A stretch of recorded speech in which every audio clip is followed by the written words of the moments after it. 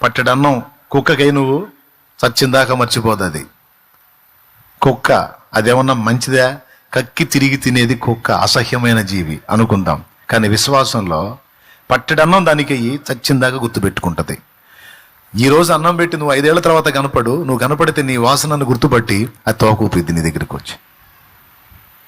Sister బాగున్నావా, 5 ఏళ్ల క్రితం నాకు అన్నం పెట్టావు గుర్తుందని. అలాగ నీకు ఎవరెవరు ఏ ఏ సమయాల్లో ఏ విధంగా హెల్ప్ చేశారో వాళ్ళని మర్చిపోవద్దు. అలాంటి బుద్ధి నీ గుండెల్లో నింపుకొని ఉంటే పిచ్చగా నచ్చుతావు దేవుడికి. నచ్చుతావు అంతే.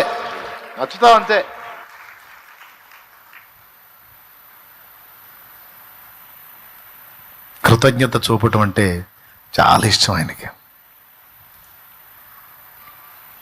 అందుకే మనకు స్తుతి యాగం చేసేటప్పుడు కృతజ్ఞతాస్తుతులు చెల్లించమన్నాడు.